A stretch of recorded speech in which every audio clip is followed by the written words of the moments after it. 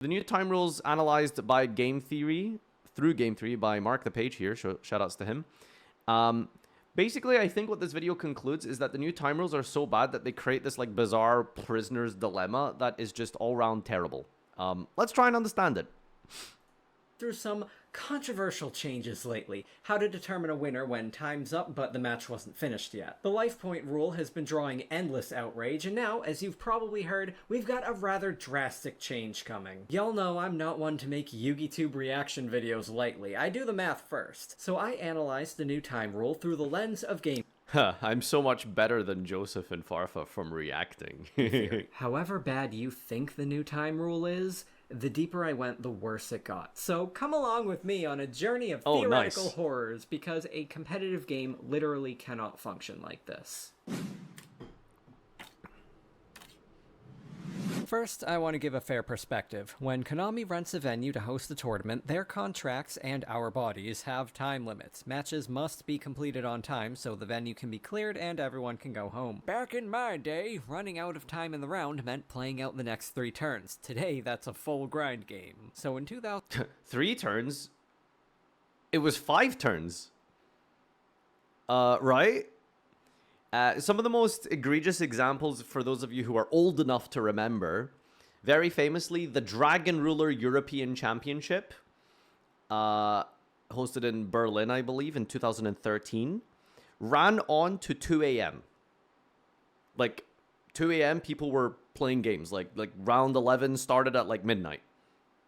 And the tournament started at 9 a.m. That's how bad the old time rules were. Because 4 extra turns, or 0, 1, 2, 3, I guess, technically. Okay, it's technically because it's 3 turns, but you still play turn 0, so it's 4 turns. Anyway, semantics aside. So, for those of you who are familiar with Dragon Rulers, and even just modern Yu-Gi-Oh!, how much gameplay happens in 2 turns? That's an entire duel. My turn, your turn. You usually conclude a winner by the end of, like, turn 2, turn 3. So when you have 0, 1, 2, 3 as your turn count, that's another match. Like, that's another match. Like you're just doubling the amount of matches that are happening. So that's why one of the most famous examples was the Dragon Ruler Mirror ending at 2 a.m.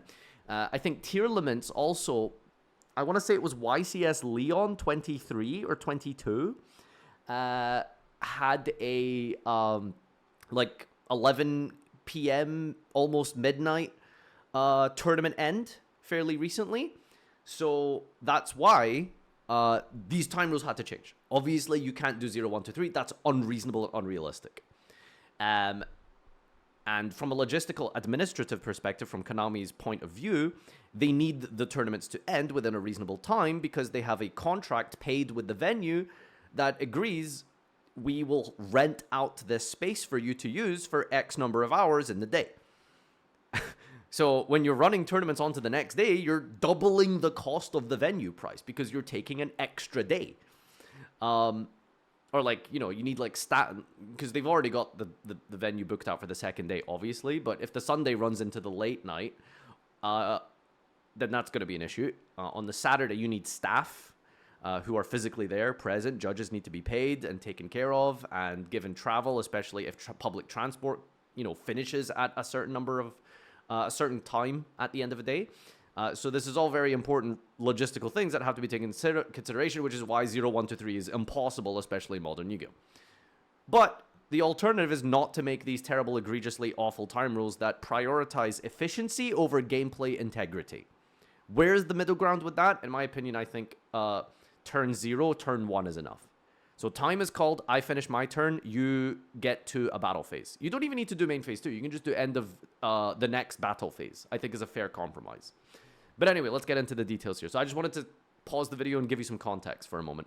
2018, tournament policy received a very controversial revision, which has significantly Why are you guys impacted telling how me we happy play. birthday? I'll catch you up on the It's my drama, cat's birthday and some tomorrow. of these problems will apply to the new time rule as well. When time is called, the game is locked into the current phase, and whoever has more life points wins. And because changing phases requires both players to pass priority, there will be no battle phase. By no coincidence, after this rule change, the game designers started slapping one random heal or burn effect somewhere into many of their favorite themes that were already designed to be top tier. So the final duel of your match will be a non-game that is instantly won by a random effect that virtually never impacts normal gameplay, often with the other player never getting a turn. Of course, this has encouraged stalling.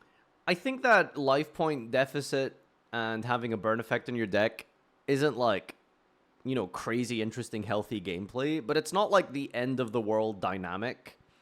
The only issue is, I think that when you have a turn 0 and no other chance for you to come back to it, then I think creating like a 1200 deficit with Lacrima is fine, provided that you can get a battle phase. Because now your threshold goes from 1 to 1201. So the interesting gameplay there can be like, okay, I can take one hit from you for like 900 damage, but then I have to make sure that I don't get multiple hits and then lose the game because of the life point deficit. So I think the problem isn't like random shitty terrible burn effects. I think like doing some damage via burn is fine. The problem is that the other player doesn't have a chance realistically to interact with it. Like, how do you deal with Scattershot hitting you for 500? Well, you need a battle phase to be able to realistically get a chance at that. Borgor is crazy, by the way. It's 3,000 damage over the course of like 2 turns because it's a quick effect. So if there's 60 seconds on the clock, you just get 3,000 free damage. It's crazy. I've had opponents who just sat there doing nothing, looking at 3 unusable cards for a minute until time was called, refusing to say end phase because I would immediately attack for game. There's no real enforcement mechanism against intentional slow play. There kind of can't be in this game. We can't use chess timers. I'm also regularly accused of intentional slow play myself. I play weird combo decks. I have to plan out my entire turn to account for whatever disruption the Tri-Brigade, Christoby, Springan, Horus, Branded. You've definitely made the choice here in your deck building. opponent may have, because if I accidentally land at 1 choke point, I'll lose. Are you kidding me? As I'm clicking end phase. Okay, to be fair, you had 1 second on the clock. Why are you trying to set the Branded in red? Just end. This has led to more than just a sub-game of strategic stalling, also preemptive surrenders. Even if you have a chance to win this duel, you are incentivized to surrender to manipulate the clock in your favor. Losing to this rule feels awful and unfair. Many opponents have gotten very angry at me for winning in time. Mine is a quiet anger, and I won't be surprised if the new rule leads to some straight-up fistfights. So here we go. The new rule is that when time is called, both players lose. Full stop. Not a game loss, mind you, a full match loss for both players. No more draws, no more life points. Even if you won the first game and you are about to win game 2, when time is called, you instead lose the entire match. That already is outrageous, and it winning means game that a 1 and player then who's just already having a going match to loss lose is crazy. Can stall or slow play just to hit the time limit, just to force the opponent to lose 2 out of spite. This will cause fights. There is a silver lining at first, but watch, the deeper we go, the messier it's gonna get. In tournament standings, players who have accumulated the same number of wins and losses are not considered to be tied with each other. They are placed according to tiebreaker calculations. Basically, if you and I both have 2 wins and 1 loss, but your loss was to the undefeated king of games, and my loss was to my Valentine, then you are placed higher than me. Enjoy your invitation to Pegasus Island. Secure your grandpa. So, if you are going to lose the match no matter what, it is in your best interest to just let the opponent have their win. It'll boost your tiebreaker score. If both players are trying to reach the top... Like,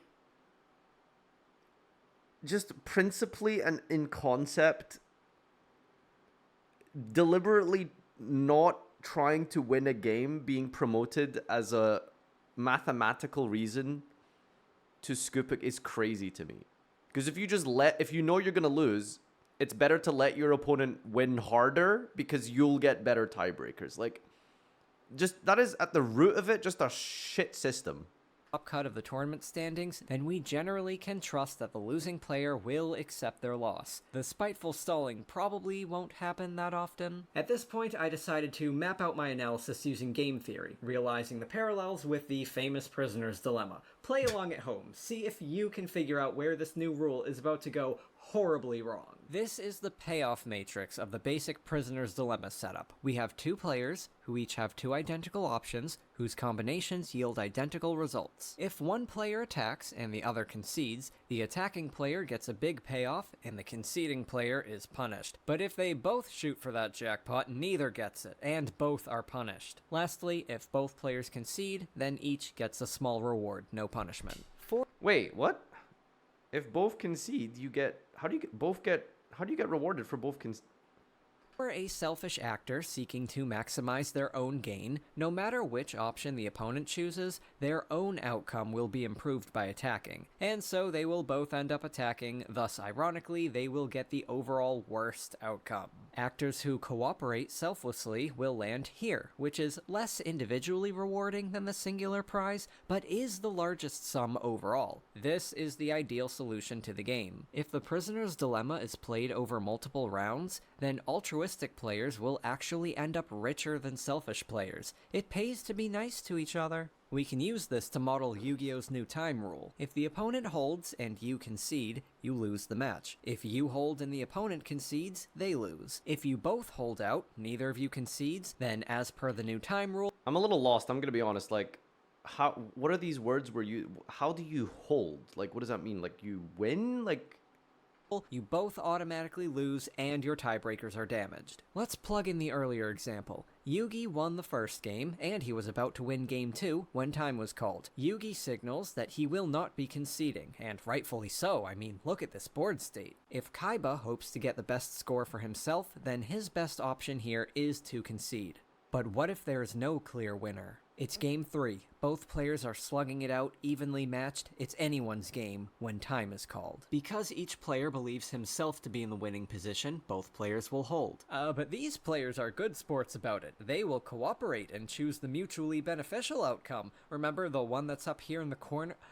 Oh, this outcome no longer exists in Yu-Gi-Oh! We still have the worst result, both players hold, therefore double loss, but if both players concede, there's no more draw option. That's just going to be another... I think it's been confusing because he's using, like, kind of, like, not the right terminology to be described. I don't think it should be concede and hold, right? I think it should be, like, try to win and, you know, concede, like...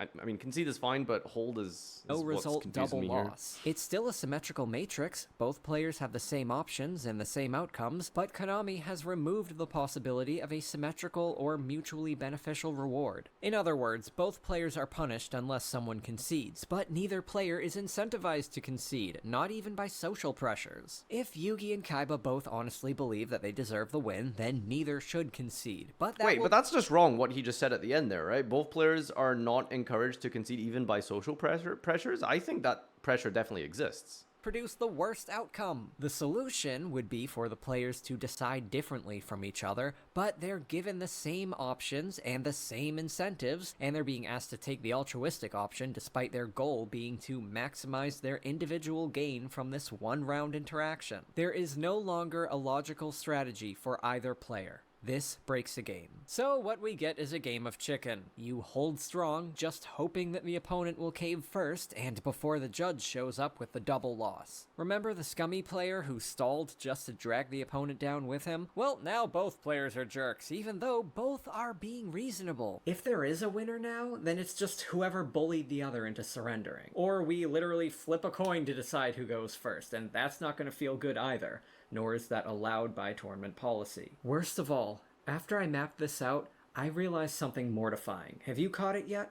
Let's go back to that first example. Yugi was clearly about to win when time was called, so Yugi signals that he will hold, as he deserves to. Therefore, Kaiba's best option is to concede, so he at least gets the tiebreaker score. Or is that Kaiba's best option? Yugi has merely stated his intent to hold. There is no formal mechanism to lock in his choice, at least until the judge shows up and both players lose. Now, what if Kaiba is not a good sport, and is not swayed by the social pressure to honorably accept that Yugi earned this win? As an American, I can tell you that the social contract is not binding, and systems built on it can be exploited disastrously. We're not doing so well over here. Please invade and bring democracy. Kaiba says, "I see that you are about to win both duels, but I do not concede." And for Kaiba, This may be his best choice, because when he threatens the double loss, now it's on Yugi. If Yugi wants to get the best placement possible, then Yugi must now surrender the match, even though he was clearly the winner. Just like that,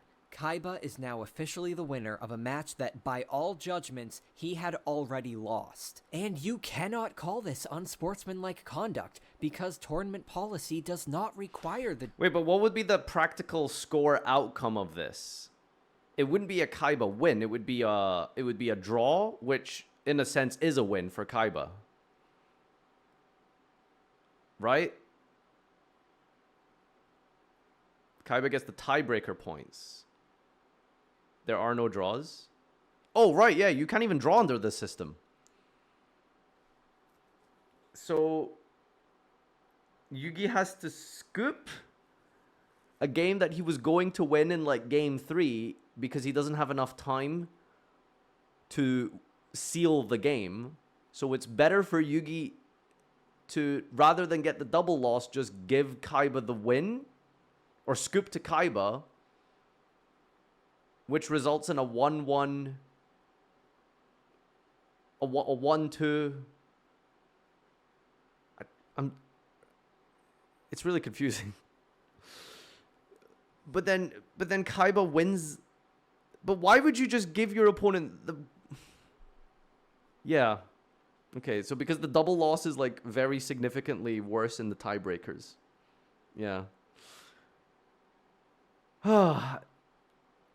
But how are you going to sit and convince your opponent of all of this in the middle of a game with like 30 seconds left on the clock? Like how are you going to sit down and explain this and expect your opponent to get it? Like like this is crazy. It's like it's a prisoner holding a prisoner at this point. Like disadvantaged player to surrender. Kaiba was just following the rules as they were written. So yeah, this is miserable. You better pray to Ra that none of your matches even approach the time limit. This is not a game of strategy. This is a game of chicken. The life point rule was already toxic. This, I think, is worse. How can you have a competitive game that routinely hinges on both players subjectively agreeing which of them deserves to be declared the winner, while also incentivizing both players to disagree? I will end this analysis by addressing Konami directly, because I know John Konami watches my videos. You make this game. If you are desperate enough to speed up tournaments that you're resorting to a time rule that could not be farther from the game that we came here to play, you should start by fixing your game itself. It is your choice to print so many cards that do 3 to 5 things, plus triggers and conditions for each of them. It is your choice to make them overly technical, things like negating activations and negating effects being different things, requiring us to read and reread the cards very carefully to verify their exact wording for every interaction. Rather than clarifying how a weird card works, you've chosen to instead print hundreds of clarifications across other cards. This also applies to obscure technicalities like missing the timing, a completely illogical ruling that you made up 20 years ago to avoid having to issue an erratum for one obscure card. This is where the video lost me. Well, I mean, it's a mixture of multiple different contributing factors between why games take so long. Card text is obviously very inflated and casual, unfriendly. You're not really going to know all of your own card effects, from condition to restriction to activation requirement, and how that interacts with every deck if you don't play lots and lots to be able to get used to and memorize all of this stuff. Clarifying card text against your opponent when you read their cards, because it's a deck you've never played against before, is going to take plenty of time off the clock. All of this compounding factors together into a way in which detrimentally affects a competitive tournament environment like this, right? So yeah, like this is definitely a other point that he's making here, but it all kind of feeds into the same idea. Ultimately, I think like the short-term solution is, because this is a macro level discussion, ultimately like the simplest, easiest fix is realistically to just change the time rules to be more fitting of a competitive environment, which is end the current turn rather than phase, which is, I don't know how they even got to that. People would have much preferred turn over phase, or just end of the next battle phase. Well, not next battle phase, because that would be including yours, but the end of the next player's battle phase, I think, is such a simple way to bring it all together, right? Is this for TCG only? Yeah, Master Duel timer ends when the timer ends. Smile.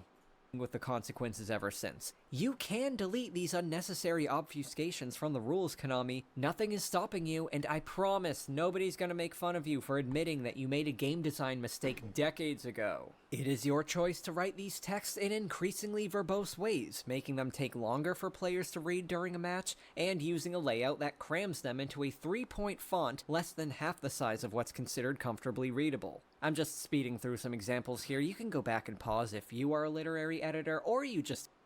Obligatory Endymion slide if you feel like pausing. 180 words. A text written for humans without changing any keyword terms of functionality. We've shaved 50 words off here. Care about the English language at all. It is most definitely Konami's choice to force unnecessary deck shuffling when the cards could have just gone on the bottom. We can bottom the cards, there's nothing wrong with bottoming. Not that I do that, I shuffle the deck, but I'm just saying, like, hypothetically, if someone else wants to, just let them, Konami. Along with making some actual attempts with speeding up the process. I mean, that might be a fair point, right? Like, Raizio Cross, for example, goes bottom. Still have 30 minutes between rounds, which regionals have fixed. Don't pin this responsibility on the players with increasingly unfun end-of-match rules when you could still be shaving off time elsewhere. Thank you for attending my presentation on what's killing Yu-Gi-Oh! This week. This was an angry video, but I like to solve problems, and sometimes anger is necessary. I hope that my logical arguments here will help to dissuade Konami from imposing this particular rule, and maybe considering other rules, maybe giving a test run to one that gives both players a turn, maybe one that takes into account the stats of both players' monsters, maybe print some new Crystal Beast support. This is an affront. It sounds really stupid, but I honestly don't even, like, this was one of the first weird suggestions people had, was like, well, why don't you just count the total number of cards that a player has at when time is called, and then whoever has the most total cards wins. That sounds really ridiculous, but I genuinely feel like I would take anything over these time rules, right? Like, if you have 5 monsters on board, 2 back row, and 3 cards in hand, and your opponent has 2 total cards, fuck it, yeah, you win. You're in a winning position. Give them the win. Because what's the alternative? This shit? I honestly don't think it's that bad of an idea. Ultimately, I thought it was ridiculous at the time, but, I mean, who the fuck wants to deal with this crap, right? Like, this is terrible. What if you're about to make lethal and your opponent has drawn 15 off Fua? Listen, I'm sure every single solution you can come up with has caveats and loopholes that you can get around. Sure, yeah. I mean, that's a good point.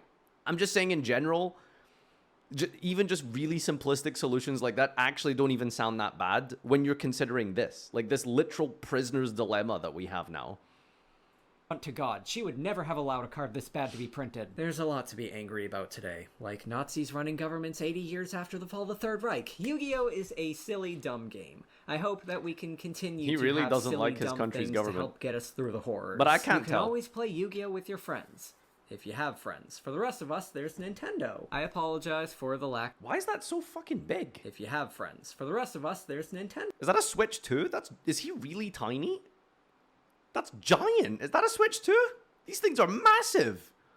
No. I apologize for the lack of recent videos. He's just really small. I do have a new computer on the way that is 46 times as powerful as the old lady HP model that I've been putting up with for the past year, and this was an upgrade from 2011 over here. Still got a Pusheen sticker. Is Pusheen still a thing? 2011? This guy was definitely on Tumblr. Boyfriend. He lives in Paris now, but I'm a Yugi-tuber. Yeah, it's taken a long time for me to respect myself and my tools and my sanity. All right, where are we going here, dude? What are we doing now? Video and you haven't subscribed yet, why not give me a click? This was a good video, though, more genuinely. Yu-Gi-Oh! Videos coming up, more Pokemon, and more, you know, other stuff, because I make a lot of videos about a lot of stuff.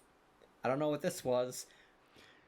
No, this is a fantastic video, honestly. I think it, unless he's just completely, like, mathematically incorrect about this, then this is all a good point here. I just wish this was explained a little bit better.